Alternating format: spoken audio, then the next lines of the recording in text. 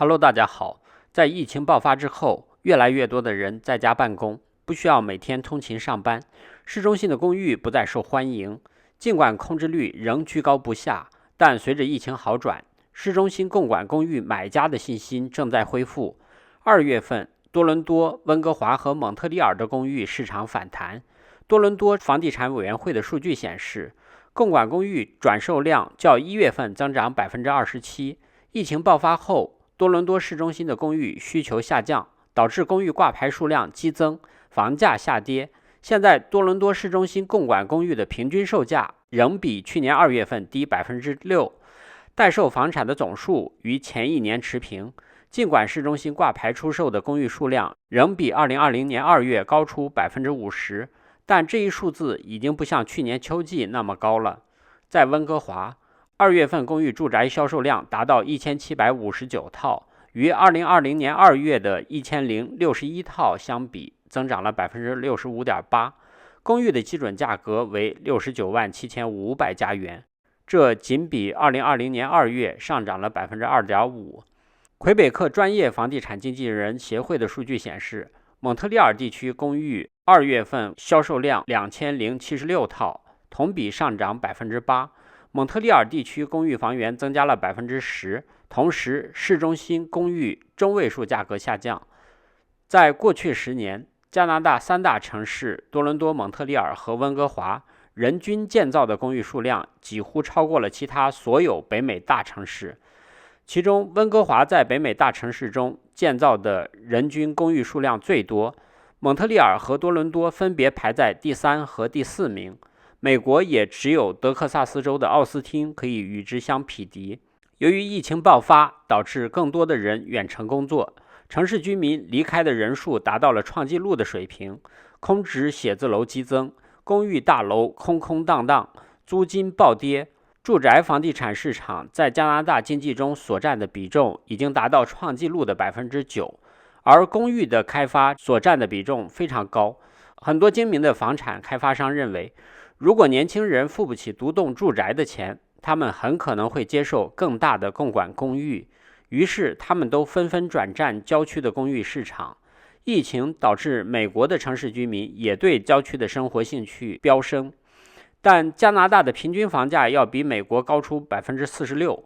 加拿大人的房产负担压力更大，再加上疫情吹大了郊区独立屋市场的泡沫，现在投资郊区独立屋市场风险极大，因此加拿大未来的房产市场需求很可能再次推向公寓市场。与独立屋不同的是，疫情爆发之后，公寓市场没有出现疯狂的涨价和竞价战，购买用于自住投资的风险也小得多。疫情爆发以来，租客拖欠租金，空置率居高不下，租金持续下跌，这些都让现在的公寓买家拥有更多的选择和更大的溢价空间。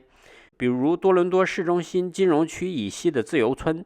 压力已经开始显现，到处都是出租的牌子，共管公寓的租金已经下降了近12%，降至平均每月2000加元左右。政府数据显示，多伦多和温哥华1/3的公寓，蒙特利尔1/5的公寓现在都没有人居住，这表明他们都是投资者持有的。租金的暴跌对于那些购买公寓用于出租的人来说影响巨大。多伦多一个房地产经纪人说，去年12月他投资了自由村一套公寓，尽管他已经设法找到了租户，但月租金比疫情爆发之前要低800加元。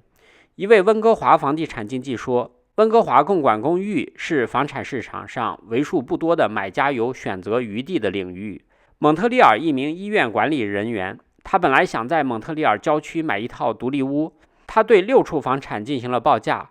最后都以失败告终。最终他干脆买下了蒙特利尔郊区一套2居室共管公寓。他说，我们本来想买独立屋，但很快意识到我们不可能考虑那种类型的房产，因为它对我们来说太贵了。数据显示，2020年是多伦多郊区新共管公寓销量首次超过市中心的一年。看到需求的变化，加拿大越来越多的房产开发商转战郊区，他们在郊区开发越来越多的共管公寓楼和联排别墅。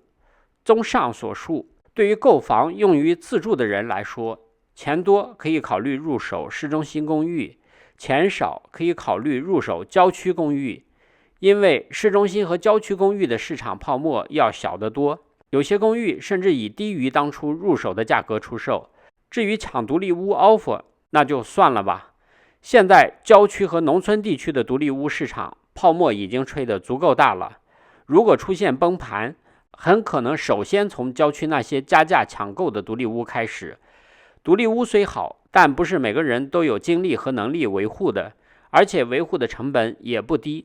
其实很多人需要的是公寓这种随时锁起门来就能走的房产，而且还能享受到城市中很多便利设施。疫情打乱了一切，但迟早都会过去，一切都会恢复常态。等疫情过去的时候，市场很可能再次出现逆转。以上就是今天我想给大家分享的内容。我的频道每天都会分享一些加拿大的生活、经济、房产资讯，欢迎订阅，谢谢观看。再见。